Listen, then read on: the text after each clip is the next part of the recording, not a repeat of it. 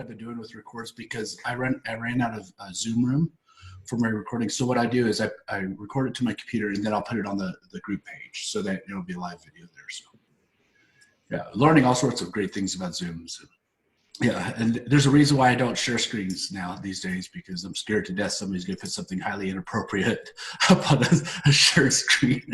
I'm going to get a letter from Gary and say, "Did you indeed have a really bad naughty scene on a Zoom?" Like, yeah, no, Gary, I did it. So, but here's the thing, that this is the biggest challenge that we have right now, because the novelty of staying at home has worn out. Mm-hmm. You know, whatever energy we had for a couple of weeks, people are getting tired, and it is challenging. And Courtney, I mean, I'm talking to a lot of agents who are like, "How do I handle this homeschooling thing? Mm-hmm. How in the heck?" Yeah. And I think Joe Bogart was right yesterday that in about 8 months we're going to have a baby boom and increased divorce rates.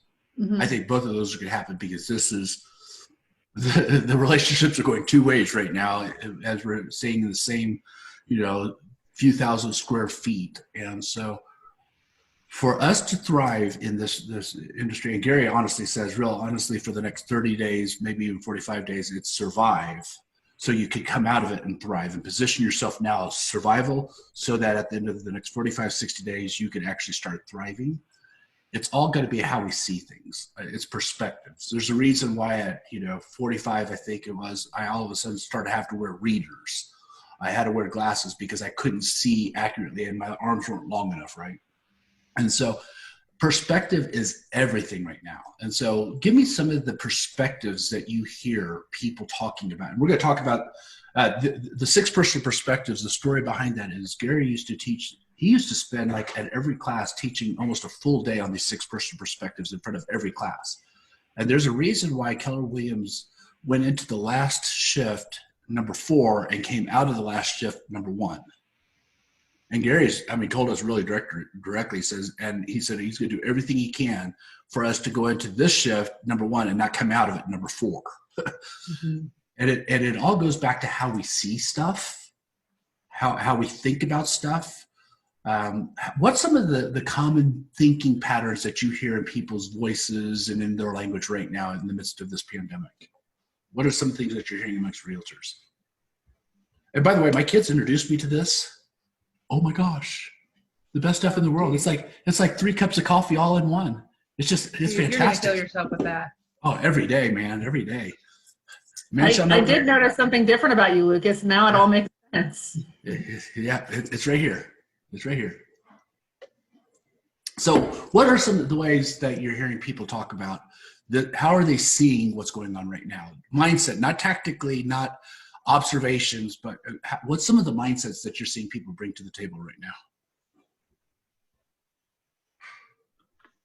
They're really just taking a wait-and-see approach.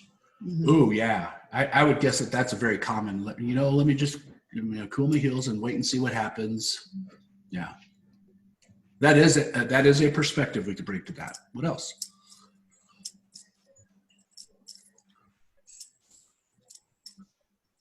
That is not necessarily a good time to buy or sell. Yeah, and realtors are buying into that, aren't they, Rose? Yeah. They spend the entire morning in the shower. I'm just saying. The shade. Oh, okay. So can I read you something that Joe read yesterday? I want to break this apart, and we're going to talk about all 6 perspectives, because the way that I'm glad the whole leadership team's on here. The way that we look at this is going to greatly determine how we go through it, how we come out of it, and our stress levels, right? Is stress a real thing? However, stress is simply a story that we tell ourselves in our head that we completely buy into. And so therefore, because the story is completely in our heads and we completely buy into it, it becomes very real in our bodies, right? I remember my dad used to say, go to your room to prepare for a spanking. My dad believed in spankings, right? Let me tell you, those words had worse reaction than the spanking themselves. Mm-hmm. Does that make sense? It was the anticipation of what's going to come. Why? Because I told myself a story that I was firmly committed to and totally believed in, right? Does that make sense? Okay, cool. All right.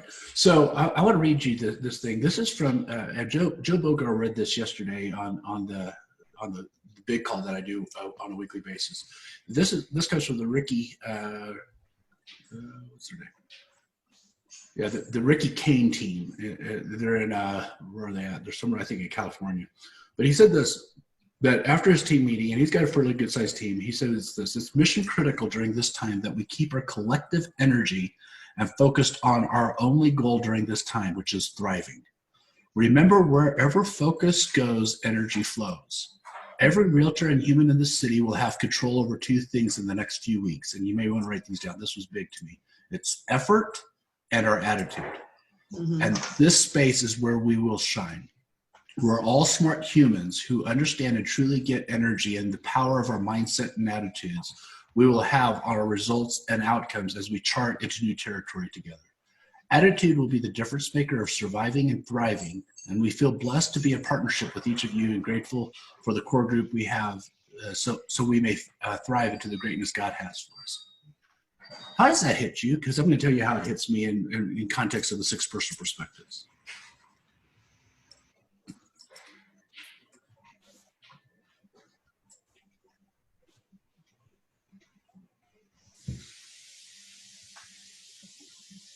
Hey, this is Dave Chaffee. Hey, I just want to say, as far as what you just said there, Lucas, I have definitely been guilty of that this last week on both accounts, as far as effort and mindset.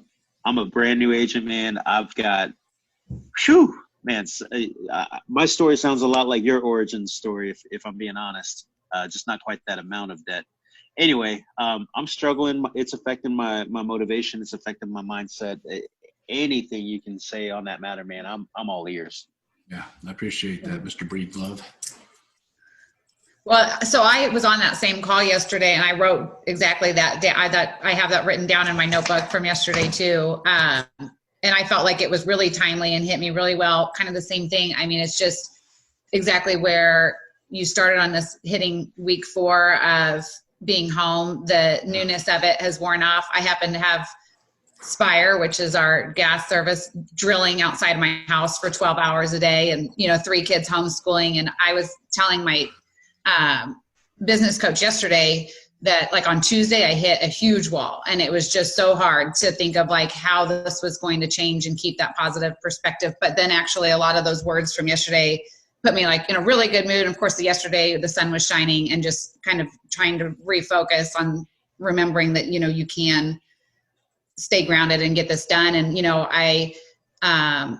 I do miss the office and physically being in an office, and I appreciate that now more than ever.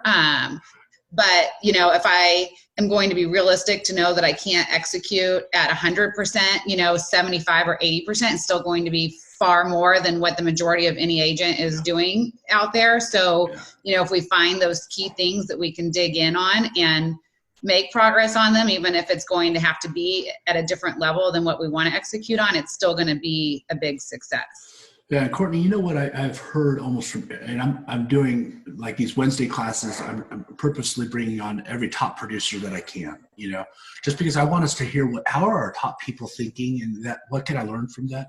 They're almost all, without exception, saying the goal for the year has not changed. Right. However, we have totally ripped up the plan of how we were going to hit the goal, because the plan has to change.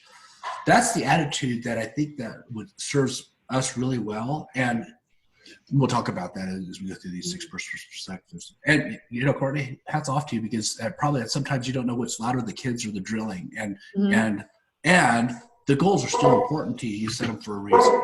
Right. So, yeah, by the way, if my dogs break into this call, you just have to know that's the way life is. Bruce likes to make an appearance from time to time. So, all right. So perspective number 1, which is, and by the way, these stack on each other. Gary put these in order. You can't do perspective number 3 without perspective number 1. You can't do 6 without 3. So perspective number 1 is committing to self-mastery. Here's, and that, since we just have a small group, we could go a lot deeper on some of these things.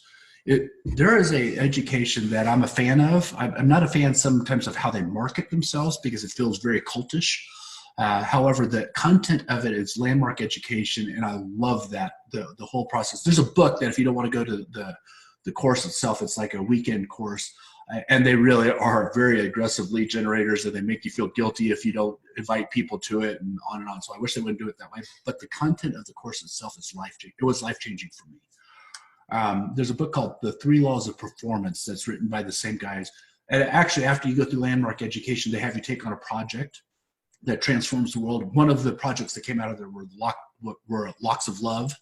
Another project was a couple of brothers went there, and they said, hey, let's put this in a movie form. And so they put together this kind of dark, violent movie that taught the principles of this, and it turned out to be The Matrix.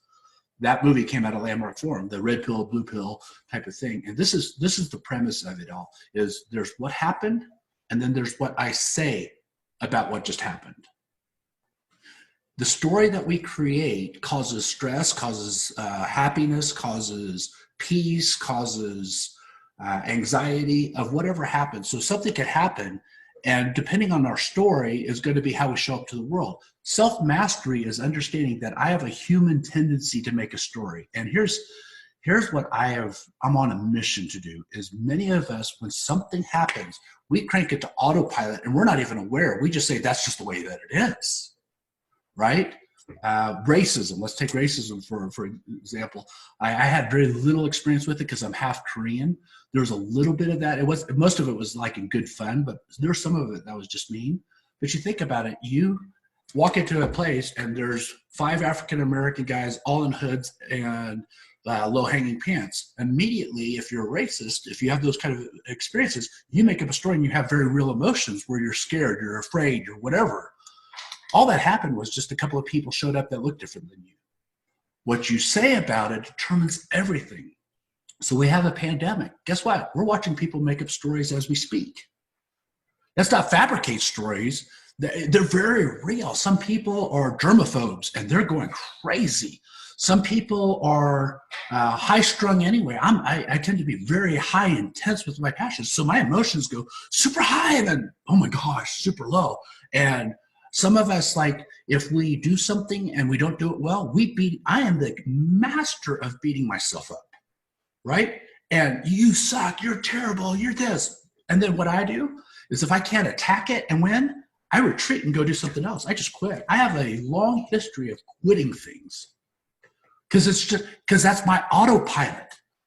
Self-mastery is being aware that this story is going to go on, and now what do I decide to do? I'm on a personal mission that people make decisions instead of just cranking into autopilot because of my past and all my programming and all the ways that I view life. Committing to self-mastery is a commitment to being aware that you're just making up a story. Now, what do you choose to do? Does that make sense? Did I go too deep in ethereal or weird airy-fairy on you? Because this is the stuff. I mean, honestly, real estate is just a mechanism in which I get to study this stuff. This stuff I geek out on. It's just like, I love this stuff. How do we unlock human performance? The first step, commit to mastering you. It's all just a story that you're telling yourself. It's just all a meaning that you're attaching to whatever happened. And if you learn how to attach another meaning, you might be able to decide. I watch this in others, I watch it in myself. Is something happens and boom, autopilot comes up and I realize they're out of control and they think they're totally making decisions and they're not. Their programming is making decisions. So here's like, this is going to get ethereal, all right? Let's go to Nick. I don't know you well enough, so we're going to play along. So if you'll unmute yourself for a second. If I have 2 ice cream cones right here, chocolate or vanilla, choose. Chocolate. Why did you choose chocolate? It tastes better than vanilla. So let me ask you that. Okay, so let me ask you this, Nick. Did your preference for chocolate make the decision, or did you make the decision? Oh, 100% preference. So you didn't even make that decision. Your autopilot just kicked in. That's autopilot, guys. Did you hear how emphatic Nick was? And Nick's I noticed Nick's kind of a chill type of guy. He's not usually like really, he goes, oh, because chocolate's so much better than vanilla, right? I mean, he was very opinionated and judgmental there against vanilla. Here's the thing. His autopilot made the choice for him. He didn't. Committing to self-mastery is learning that that's our mechanism. Now what do we choose to do with it? Second thing is committing to the 80-20 principle. Second perspective, if you don't have mastery down, you can't commit to the 80-20 principle because your story will constantly get in the way. And we all know the principle generally that 20% of what we do yield 80% of the results, right?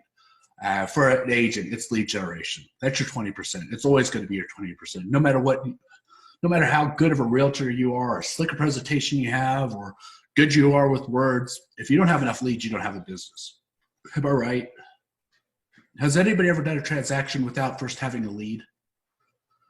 Please don't admit that. Elizabeth will pounce on you right now. And an attorney's on the phone, on the call too. And you have to have a lead first in order to have a closing. So the 20% for an agent is always lead generation. That changes as you grow in your business because it starts with leads for any type of deal to leads for listings to leads for talent, and does that make sense? It changes. It's always 80-20. Now, we all understand that concept conceptually. But let me give you a challenge. The 80%, the trap of the 80% is this. One, the 80% usually is what's screaming at you.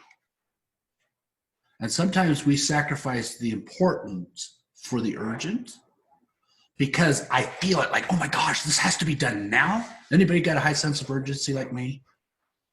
It's a thing in our house. It's like my phone is always on me, and it's a sickness. And if I get an email, I want to respond right then. If I get a text, I want to respond right then. If there's, I get my self-esteem from likes on Facebook now. It's just like, it's like, oh wow, I got 150 likes. Yes, I must be popular. I got 5,000 friends that don't know me, but it's like if they like me, right? The 80% usually is the loudest part of our lives. It's the one that we trigger to emotionally the most. And by the way, when we are in that trap and we're not committed to self-mastery, the 80% will seem like the 20% if we're not aware of how we're wired. Because it's the stuff that we feel has to be done. I don't know anybody that honestly feels like they have to lead generate every day, unless you're absolutely broke and scared out of your mind. And then good luck because you got a 90-day track record. If you're really good at lead generation, you got about a 90-day period before it's ever going to show up. By the time you feel it, it's usually too late. So that's why, how many of you ever wake up like just feeling the super panic? I better lead generate 3 hours today. I got to do it. Nobody ever feels that. Oh, well, yeah, Elizabeth. But Elizabeth feels about a lot of stuff. It's like, I just got to get this. The challenge with the trap I find myself into, the 80% usually is what's screaming so loudly at me that I cannot see everything else.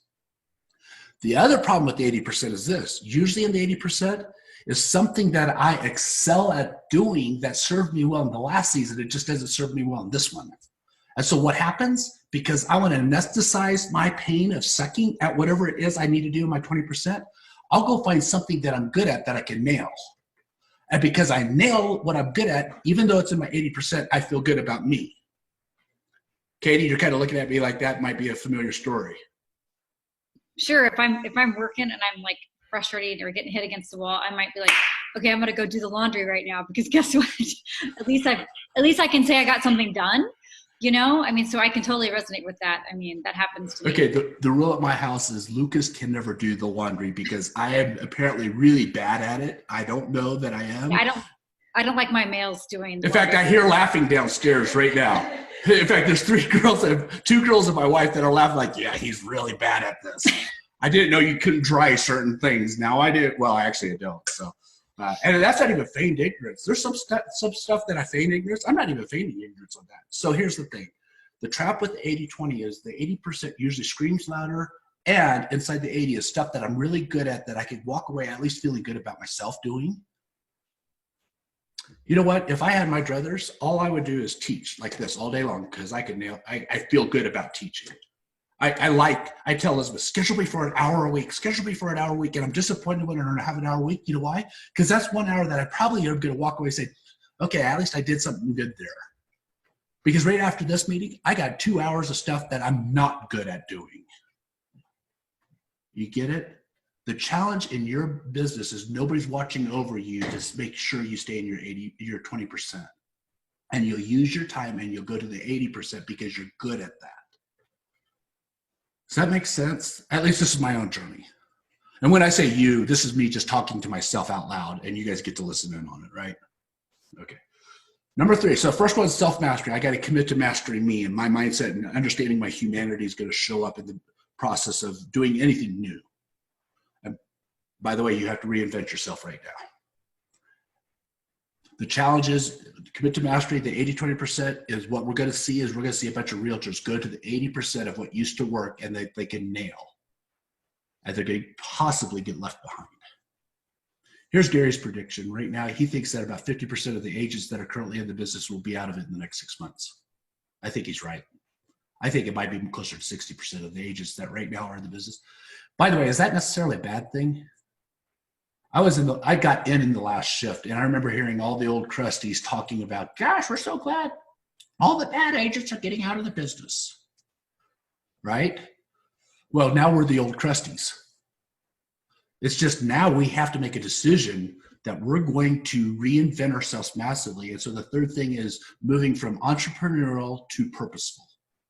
There are things that you're very good at. Like Alicia, I love working with Alicia, and we've worked together for several years because she catches language nuances in contracts that I never would catch. I don't know if that's natural for you, Alicia, or real purposeful, but she's good at that. I've known her since she was like 15, 16 years old. I think she's probably always been good at those kind of things with nuances with language. She was a Sumner Academy brat. She was always smart. I was a flunky from Lawrence High School. So I've always enjoyed being around her because there's stuff she's natural at. But for her to get into real estate, and I was there when she first got it in, she had to get real purposeful with some things like, I got to intentionally say, I'm going to do this. I'm not really good at X, Y, and Z, and I have to get good at X, Y, and Z in order to be able to thrive in that, and it's not natural. Now, what happens when you go to something you're not naturally good at?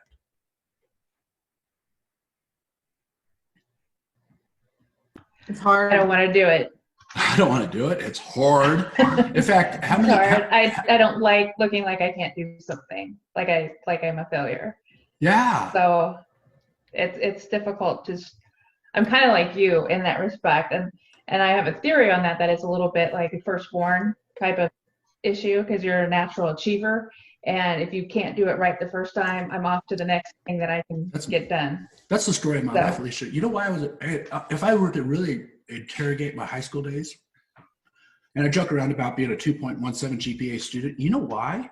It had nothing to do with intelligence as much as it had to do, if I didn't get it the first time around, screw it. I'm not going to do this. And I'm going to go do something I am good at. Do you know why public speaking became a thing for me? Is I stood up one time in front of a Youth for Christ group, talked for 10 minutes, and everybody loved it. I'm like, whoa, I'm good at something. Let me go do that all the time. Mm-hmm. Yeah. Does that make sense? Mm-hmm. Guys, the E to P is saying, okay, if I now am committed to myself to master me, and I'm committed to this principle of 80-20%, strategically saying, this is my 20%, then reinventing myself so that I'm good at that.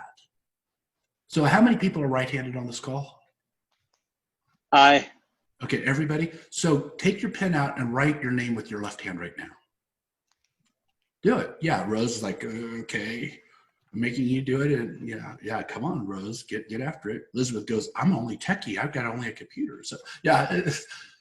Now, did your name turn out pretty good with your left hand? Mm-hmm. No, not so much. You know why? You suck with your left hand. Now, here's the thing. If I break your right hand and for the next 6 months, you have to write with your left hand, will you get better with it? Because you have to get purposeful about writing with your left hand. Guys, we're going into a time where reinvention is going to be the biggest buzzword. Reinventing how we do a market center, reinventing how we do agents, reinventing how we do administration in an office, reinventing everything. If we're not comfortable with that reinvention process, which makes me feel like I'm bad at this, I just wrote with my name with my left hand. If we're not comfortable with that, we will not survive this next shift. That's why we have to commit to mastery first. That for me, for example, I've got a conversation later today I'm not looking forward to. When that stuff comes up, it's like, I'm not good at that yet, but once I have the conversation, I'm going to be better at it then. Here's the fun thing. I remember when I got into real estate, I said, I'm never making cold calls because I hated those telemarketers and I'm never making cold calls. It's just not my personality, on and on and on. You know what the aha was after I did several cold calls? You only make a cold call one time. Because the second time it's a warm call because I've already talked to them once. So I only have to get the one out of the way. Does that make sense? You're only bad at it the first couple of times. I'm not a real big fan of golf, and it's because I'm bad at it. However, if I really wanted to judge if I like the game of golf or not, let me go get adequate at it and then tell you if I like it or not. I see people in this business, seriously, who say, I'm not real techie. I'm not going to go digital. Awesome. Why don't you go learn how to be real digital, real techie, and then tell me if you like it or not. Elizabeth and I talk a lot about the team leader role. I hear people say, I'm just not very good at team leader. I'm not good at recruiting. I'm not good at growth. You know what? Go do it enough times to know if you're good at it or not. If your activities aren't there, I don't know if you're going to be good at this or not, but go get adequate at it and then tell me if you like it or not. And if you don't like it, great, go do something else. Does that make sense? What we do is tend to say, I'm just not good at it now, so I quit. The reinvention process is saying, I'm going to get real purposeful. And my top agent in the Rural Market Center is a super high introvert, quiet guy that I'd rather read spreadsheets than anything else. And he sells 120 units every single year. You know why? Because he meets with me once every couple of weeks and says, I just got to get purposeful about people and relationships and spending 3 hours on the phone every single day in lead generation. He made a decision. That's E to P. There's things that you're naturally good at. That's probably going to pull you back into your 80%. Going into this next season, I'm just telling you, we don't know what real estate's going to look like on the backside of this. I'm 90% sure it's going to be digitally based, physically enhanced. So let's get really good at what does it look like to be digitally based? How do I build a digital format that collects information? So I'm seeing people doing, like, for example, doing the digital open houses. However, it's an ad campaign, ad set to a specific neighborhood to click here for a Zoom invitation. All of a sudden, I've just collected all the email addresses in my ad campaigns. Now I've got information I can market to them forever.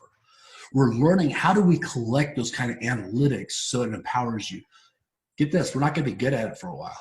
I just have to be willing to be bad at it long enough. Does that make sense? Okay, so the first one was commit to mastery. The second one was the 80-20 principle. The third one is moving from entrepreneurial to purposeful. The fourth one is make learning-based the foundation of your business plan. I don't think this applies to anybody on this call. If it does, I apologize. I don't know anybody specifically. The biggest phenomenon that we're seeing take place now, which is a strategically bad mistake because it's an emotional knee-jerk, is people are canceling the coaching agreements. That is colossally a mistake right now. If ever there was a time that I needed to invest in the coach to help me get out of my story, it's right now. Because I'm going to tell you, up to about 3 months ago, I liked about 80% of what I was doing. Now, I like maybe about 10% of what I have to do. 90% of it, I'm not good at. 90% of it, I'm not nailing. And 90% of it doesn't make me feel good. I'm telling you what, I'm finishing my job. I start every day. I get up at 5. I probably start working about 7-ish, and I don't stop till about 6-ish. When I go home, which is about a 20-step commute downstairs, when I go home, I'm done. I am so tired, right? If I didn't have a coach who's, this is what my coach would say, Lucas, are you busy or are you effective? Like, he said, yeah, Alicia, I see, that's my face too. It's like, gosh, I'm busier than ever. My schedule's so full, it's like crazy. Yeah, I know you're busy, but are you doing the right stuff and are you effective? Smokey Garrett's one of my mentors, and he's constantly, Lucas, you're the busiest guy I know. I'm not sure you're the most effective guy I know. Am I going to invest my time where it really matters? Am I staying in my 20%? Right now, we have to be learning based. We have to say, okay, I used to know everything, and it's right here. I know it. I'm an expert at real estate. I'm an expert at sales. I'm an expert at this, and I know it, and I can hang on to it. And guess what? It served us really well. The pandemic just said, you better open your hand because you may not know everything you need to know to survive. Here's how I know that you know something and you excel at it. What does your multi-year trend say? I own the results. So what else can this mean? How can I learn? Here's the thing. The goals that we set are immovable. They don't change. How we hit those goals has to change right now. And so there's 3 buckets for me. It's either a mindset issue. If results are missing, it's a mindset issue, how I see things. It's an activity issue that it used to be that I could do, like, Lance Logan and I had a conversation. It's like, he used to have 10 contacts to get 1 closing. He knew his numbers. Now he has to make 40 contacts to get 1 closing. So he has to do 4 times the number of what he used to do. So it's either a mindset, it's an activity. Am I committed to daily doing the specific activities that's going to get me the end result? And it may be in this time that you have to double up those activities. And then finally, is it a skill that I'm missing? Am I just bad at what I'm doing? Here's what we tend to do is we tend to go to the skill first when usually it's a mindset. So here's how I would say is like, do you believe it's possible? Are you doing enough activities to support your goal? If you're doing enough activities to support your goal, do you just need up your skill? If you're lead generating 10 minutes a day, you're not doing enough activities to get your goals. You're just not. If you're passively updating Facebook from time to time and call that, oh, there's my lead gen, you're probably not doing enough activities. Activities and skill, make learning based. And then every day, guys, I'm just telling you this is, I'm watching Gary do this. He wakes up every day. What do I need to learn today that I don't know already? What keeps you from future greatness is what you know emphatically today that just simply isn't true for the next season. And I'm just going to look at your trends and say, well, how effective was that? Are you busy or are you effective? Are you stressing out and not getting a result? I don't know that any of us are at the human actualization where we're not stressing out about certain things. If I'm going to stress out, I might as well get a result. So let me stress out at the stuff that I need to be stressed out at. Does that make sense to anybody? I'm talking to myself, and I'm feeling this is really great therapy, and I'm feeling a lot better about myself. It's like, I'm getting this.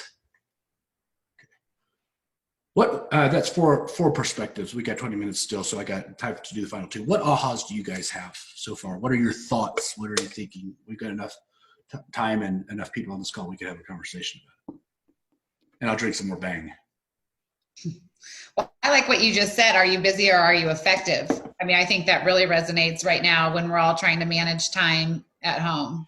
Well, Courtney, right now, you probably have to manage time unlike you did before the pandemic, because now you've got 2 or 3 different hats going on and you don't really have a lot of discretionary time to waste. Right. I kind of envy the people that are catching up on their Netflix binging. I was like, right. What would that feel like? Yeah, I think I'm the only person that hasn't watched Tiger King yet, so we'll just stay with that. I haven't. My daughters had me watch it. That is the most disturbing thing in the world. I only watched maybe an episode and a half. It's like, right. That's just grody.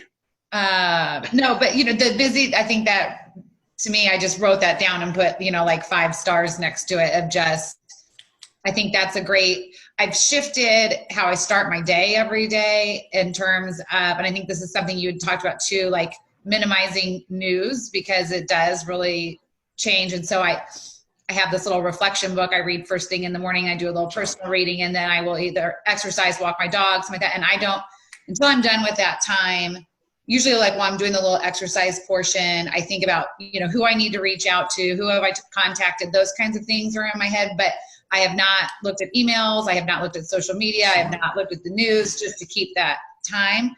But like this will be such a good, that's such a good point to put in, just in terms of what the things are in that time that I've scheduled out of my morning where I am going to come in, sit down in front of my computer. How will I be most effective? Because I mean, I don't need to prove anything in being busy, right? Like none of us do. And there's no award for that. Like we just want to figure out how to best utilize my time where, I think as a parent, there's a piece of me in all of this that like, I love the fact I can go for walks with my kids at noon too. Mm-hmm. I mean, that's a very like special thing. And then, at 1, I want to kill them again, but like, but, so trying to make the most of all of this. And so I think that's a really, really important point. Yeah. Well, here's the thing, Courtney, is I think it's real important for us. What is the goal for the backside of this? What do we want the end to look like? So when we come out of this, which we will, whether it's May 2nd, June, July, whenever it is, and if it's 12 months before normal really hits us, what do we want to look like at the end of that? And if I can keep that goal in mind, then I determine what's going to make me effective today to hit that goal. And if it's I want to have a stronger relationship with my kids, that affects how I interact today with my kids. Duct tape works, but it may not be the most effective for that goal. It may be effective to get out of the pain of the moment of screaming kids. Anything else that you get? That was really good, Courtney. So Dave, I know that you talked about being a new agent, and for me, I remember when I was a new agent, I had this dread of making cold calls, and I wasn't going to do it. I made up all the excuses of I can't find the phone numbers, I can't do this, I can't do that, and I was telling you all the can't do's, which is the next actual personal perspective. So I began to send letters to expireds. Every expired that come up, I'd send letters and send mailings to you. Do you know what that produced? Nothing. Elizabeth was like, nothing. I'm like, no, it was a lot of busy work because it took forever to put those mailings together, to stuff envelopes, to put stamps on it. Cost me a little bit of money, but it was a high use of busy time to absolutely get no output.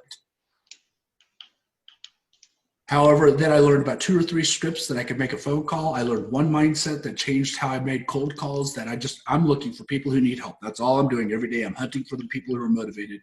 I'm just going to find them and I'm going to call. And if they yell at me, they didn't need my help anyway, so I can hang up the phone and go on to the next thing. Does that make sense? So here's the thing, is are you being effective? And here's the challenge, Dave. How long have you been in the industry? January. So, and by the way, congratulations. You entered into a time where you're going to learn habits that the old crusties like me have to relearn and unlearn. So congratulations, you're at the front end of a new wave of generation. And my prediction is the people who are getting in right now won't have to overcome and potentially could be in that, Lance Logan, I think, sold 2,500 homes last year. I have a prediction that there's somebody that's going to get this digital format like you, Dave, that's going to come in and be able to blow them out of the water because you've learned how to digitize everything. So congratulations. Here's the thing is learn now what is going to be effective for you to get in front of the motivated. That's all you do every day. Okay. That's it. And get good at that. Be willing to be bad at it long enough to the point where you get good at it. Become a professional at that. All right. I'm going to be the worst lead generator ever. Well, here's the thing.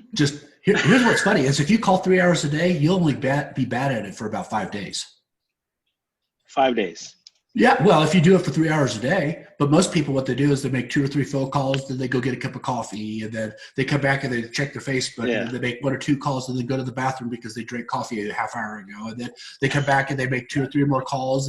And here's the thing: we spend our entire 3 hours, 20%, 3 hours a day, 20% of our effort. That is the 20%. We spend that entire time figuring out other things to do and making ourselves feel like we're doing lead gen. Yeah. Courtney just said a brilliant thing. Turn off the news feeds, turn off the alerts, turn off the notifications, and hunker down for 3 hours, because here's the deal. We're in real estate. Nobody's going to die if you don't call them back in the next 3 hours. And if they are, they need to call 911, not you. That's my line, and you know it. There's no. Is that your line? Yes. There's no 30. Some of your There's smart no just rubbed off on 30-minute. me. I know, right? There's no 30-minute real emergencies in real estate. And if there is, you need to call 911 because I can't help you. I learned it from Alicia, I guess. I guess that comes to me, that urgency situation where I feel like I need to answer right away and do all of that, or else like I'm not taking care of my clients, or I'm not, like when I set the expectation, like I'll communicate well with you and things like that. And then if they don't hear back from me, I almost get this anxiety that they're thinking all these things about me, and which is probably reality, not true. But that's just kind of that mindset around that I need to also shift. Can I coach you through that, Rose? Yes. You just kind of proved my first perspective point. Mm-hmm. Client calls. That's all that happened. What's the story you're telling yourself about that? That they think I'm a terrible agent, that I don't communicate, that I'm not doing my job. Now let me ask you this. Who made all these statements? Them or you? I did. The person, and I'm just like you, Rose, the person I have to beat isn't them. The person I have to beat is me, because chances are, if it's something super urgent and I give it 3 hours before I call them back, they probably will work it out on their own. And no deal ever falls apart in 3 hours as a rule. So they can wait. They can be the first call as soon as I unblock the time, as a rule. Does that make sense? Here's the thing. The reason why you'll pick up that call is because it's not about them. It makes you feel better about you. It's almost like a scarcity mindset too with it, because it's like, oh, well, this is all the business that I have right now. So let me just take care of this first and I'll do my lead gen later. Yeah. Because a lead gen isn't anything instantaneous that I'm getting right away. It's my current clients that I think America's going to have to confront in the next 90 days. This is just me sociologically speaking. America's going to have to confront in the next 90 days its addiction to instant gratification. Yeah. And we have to understand that in real estate, it's all about delayed gratification. The more we can stay in the stuff that I sow seeds, and I can't see them sprout up right now, and I'm okay with that. The more we can stay there, the better our businesses will be on the other side. Rose, you're welcome to the human experience, right? Just remember that when I rush to answer that call, it ultimately isn't about the client. It's about me feeling better about me being a good agent or me being perceived as a good person. It's not even about them. It's about me feeling something about myself. How self-centered is that? Yeah. And by the way, we do it though under a great guise of selflessness. And the truth is, I'm trying to anesthetize my own need for my self-esteem to go up. Do you know why I check Facebook all the time? How many likes did my post get this morning? Yeah. No, I do posts that contribute to humanity. And no, I'm doing that because I feel good about me. And when I'm aware of that, I'm not going to make myself wrong feel that way. It's like when I'm aware of it, now I could work with that. Oh, that's what's going on now. Is that going to put me in a position of power or make me a victim to it? Love that, Rose. That's a huge self-awareness. Love that. Okay, so the fifth perspective is remove limiting beliefs. Here's the challenge with this particular perspective. Limiting beliefs are so challenging because they're limiting. And we tend to defend our own belief system, whether it's limiting or liberating. We tend to, well, that's just, buyers are liars. That's just the way that it is. You know, sellers all want to overprice their house. That's just the way that it is. If I don't pick up my phone right now, they're going to think I'm a terrible agent. That's just the way that it is. Those are all beliefs that limit us, right? So as they surface, what belief systems are in the way of me accomplishing my goals?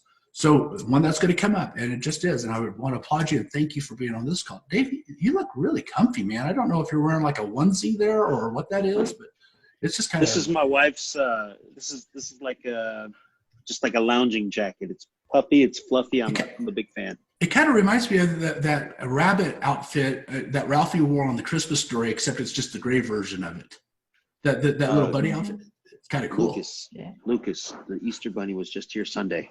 Oh, I see him. I see him. He's there live in person. So here's the thing: is learn to remove this. So some examples are going to be, well, my business had to take a step back because we just had a pandemic.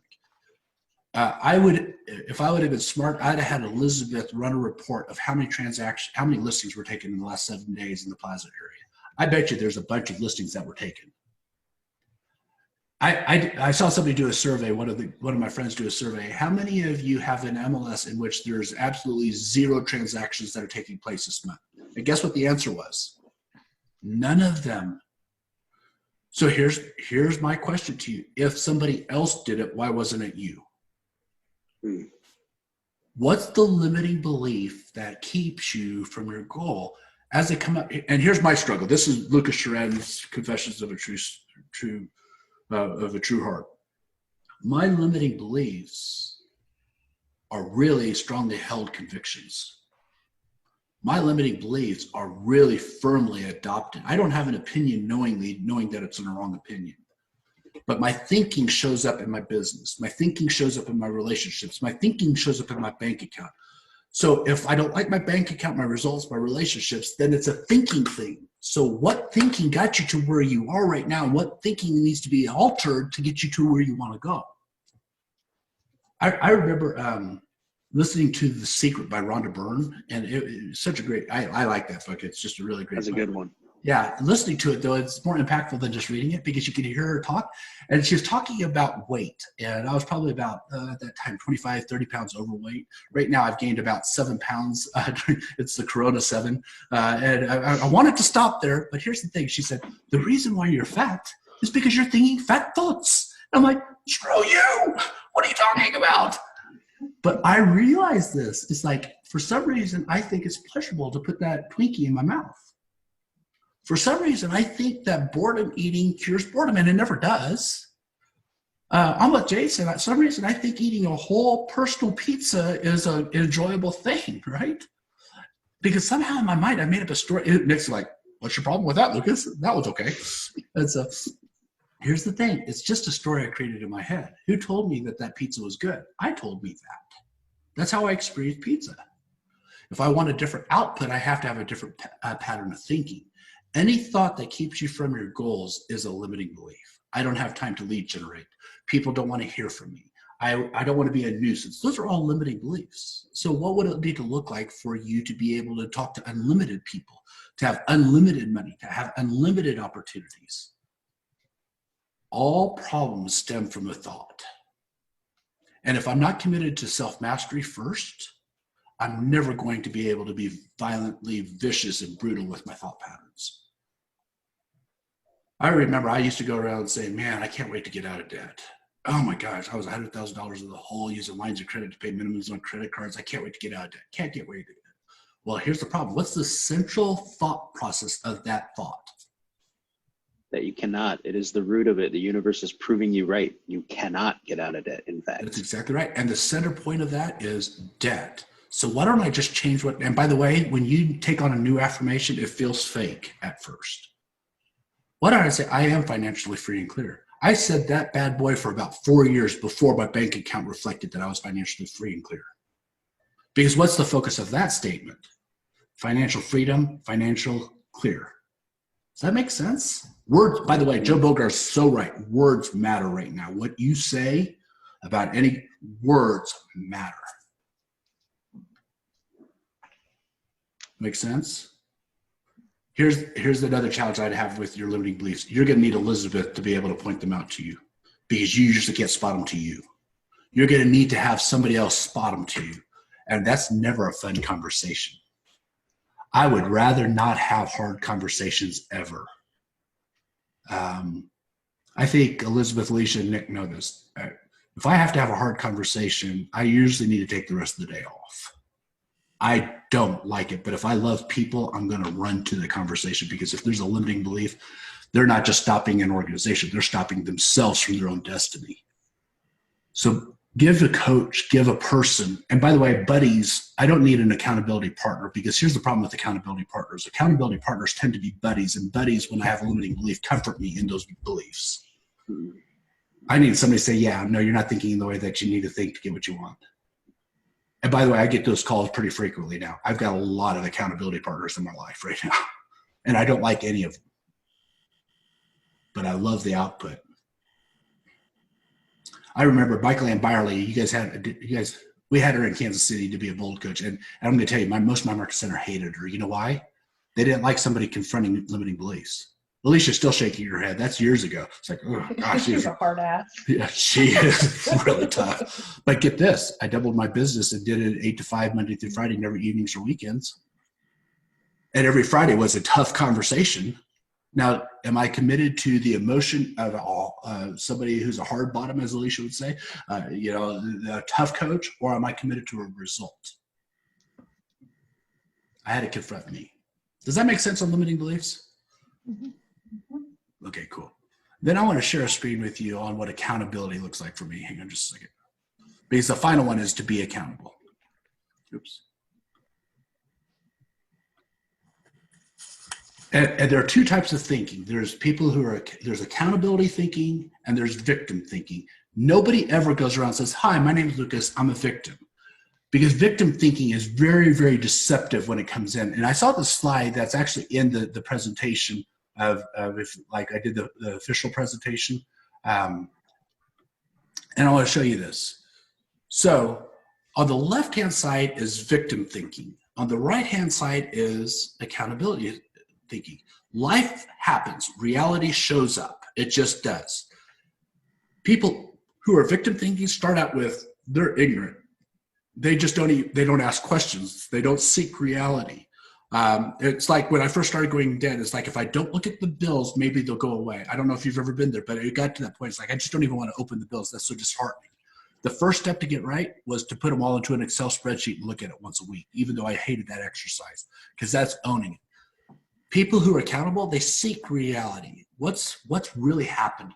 Guys, real estate could come to a grinding halt. We don't know. I think Kansas City feels like it's getting out of the woods. Extend to May 3rd. That's awesome. People who are victims, they fight reality. That's just not the way it is. Lucas, you don't understand. That's not how I see it.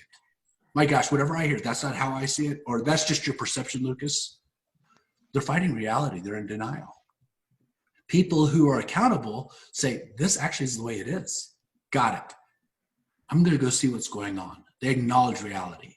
My trends went backwards. I own that. That's me. That's on me. It actually is it. I don't say that's just how you see it. That's not how I see it.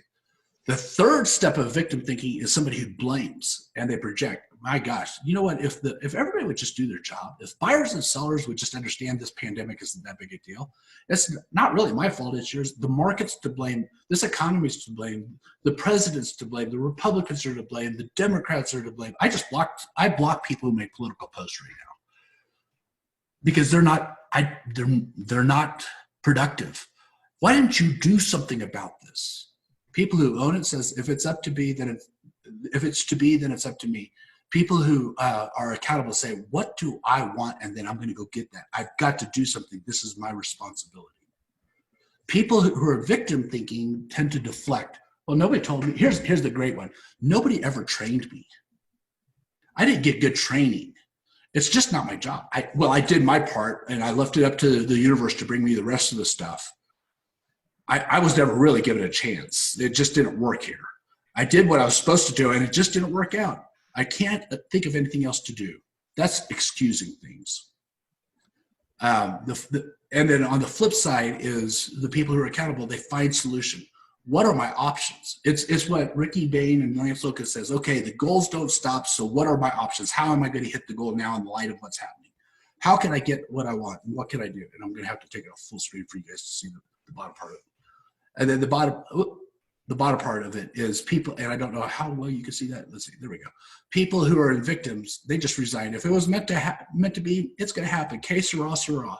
Let's just wait and see. I don't know anybody who achieves anything who has a wait and see attitude. They're saying, I'm going to end the day having done my 20%. People who are a victim mindset, we've done all we could. Let's just wait and see. Time's going to tell. It's out of my hand. The proof will be in the pudding. Man, I've said that 1,000 times. And that's victim thinking. People who are owning it says, you know what, let's go get started. I'm going to start today. Time's up. Let's go. This is what I'm going to do. Okay, let's do it. Let's get on with it. People who are in accountable thinking aren't waiting around thinking about it. They're taking action today and saying, was that effective? Was that ineffective? So here are the 6 perspectives. Number 1, commit to mastery. You got to start there. Because this whole journey is going to be an exercise in futility if you start anywhere else. You have to master you. The second thing is commit to the 80-20%. Strategically say, what is the 20% to now my role right now? Tactical. And then say, I need to move from what's natural because I'm going to go back to that because that's in my 80%. Go back to what I'm good at. What's in my 80%? And then reinvent myself to be in what's purposeful. Let me get really good at my 20%. Then make learning based at the foundation because you're not going to be good at it for a while. So I just have to learn how to get better. We either succeed or we learn. There's no failure. And by the way, Seth Campbell had a great post today. People tend to say, gosh, if I did that, I'm going to be a failure. No person is ever a success and no person is ever a failure. There are people who succeed and there are people who fail, but you're a human being first. You're not a failure or a success. That's a big distinction, by the way. Make learning basic, and then remove limiting beliefs as they come up because they're going to come up. And then be accountable. That's why I hire a coach. That's why you're part of this office. That's why Elizabeth is building a tribe and a culture of performance. Because we really need a tribe to say, hey, listen, you own that. You didn't have any closings last month because of your actions. So what are you going to do now? Make sense? Okay, give me some ahas. We're right up against the hour, but give me some ahas because I'd rather stay here than get to my next thing. Just keeping it real, Elizabeth. Just keeping it real. What are you taking from today? Like Courtney, I like, being busy or being effective and, keeping positive with every, like the mindset, and then also thinking about what we want out of this in 90 days. Yeah. And Katie, what I would suggest doing is writing down what do you want your relationships, your business, your money to look like in the next 90 days, and that all activities goes toward that. Mm-hmm.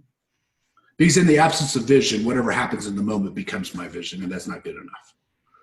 My emotions are liars. Mm-hmm. They're really real. Right. But they're liars generally. Sometimes, like if I win an award, I feel really good about myself. That's a liar. That's not really true. That's a moment in time. If I really blow it and fall on my face, or I see something on the news that's really scary, that emotional reaction is usually not really true. It's just what I'm experiencing. So be very clear about your vision. Vision's the decision, and then make sure all your actions support what you say you want and make it happen. So good. What else? Well, I think some of this comes from keeping fear out of it from the perspective of who we are as business people, because our clients, consumers are so nervous in terms of what's going on. So if we learn to speak to them from a place of confidence in the people that we are as business people, I feel like that is something that will, keep their faith in us. It's about making them feel calm, finding the bright side of what's going on in terms of some sort of positive outcome for them in terms of where they would be at the end of the day if they choose to do business now or 30 days from now. But for those of us on this call that have ridden these waves before, I mean, there is a good perspective to offer people that we can come out the other side of this. That's right. Yeah, very rarely. There's a huge difference, Courtney, in my mind between being scared and being full of fear. I wake up almost every day scared. Right. What I do next determines if it becomes fear or if it becomes faith. And I'm going to feed my faith, not my fear. Right. Well, and I think, on the call with, and it might have been Gary Keller's call. I've been on a few the last couple of days, but where there was one of them in the last couple of days that I was on where they were specifically saying, to remember that this is a pandemic. It's not the financial crisis. So, our housing market does stand a very good chance of recovering at a rapid and strong pace, as opposed to what we saw from 2008, 9, 10, 11, which was caused by a banking crisis. That's not the case here. And so I think, that there's such a huge perspective to that for those, if people had been in the business from, 08 moving forward, to remind people that that's not where we are right now. And especially what I took away from that was the importance of reminding sellers that they still hold the cards. How we advise our sellers is how our market is going to move forward. So right. They don't need to be in the fire sale position and, out there being panicked with these buyers that are starting to come in and try and take substantial cuts off of houses, because right. We recover based on how our sellers hold out in the market. Yeah, I totally agree with you, Courtney. Mm-hmm. It's tight. And honestly, Courtney, what my suspicion is in about 90 days, you're going to see the professional realtors and you're going to see the hacks. Right. We're just going to do everything we can that the plaza is filled with professionals. Mm-hmm. Anything else? All of this has to do with just, you can walk every perspective back to mindset, effort, and attitude, and looking at each one, what attitude do I have about committing to self-ministry, what mastery, committing to the 80-20, et cetera, and it's a daily process. It's a daily work ethic to do each of those things, and until until you realize that it's all really kind of, all of it's just in your head. It really is all in your head. You can paralyze yourself. And it's just going to be, like you say, you just get out and do it. It's like when, you're teaching your kid to play softball and they swing and they miss, and they swing and they miss, and they swing and they miss, and, they want to throw the bat. You just can't let them. But the first time they hit that ball, it's moving forward and they're excited to do it again. And it's the same thing in anything that you do that's new and you can't do. You just commit to that mastery and commit to what you need to do to get it done. And then once you have a small win, you have to celebrate it and move on. And that switches the mindset for every individual. Yeah, I love that. That is so true. Anything else? All right. I appreciate you guys. Thanks so much for letting me do this and spend some time with you guys. Enjoy this. All right. Thanks, Lucas. Love you all. Respect Thank you. you. Talk to you soon. Very much. Bye. Thank you. Bye. Bye.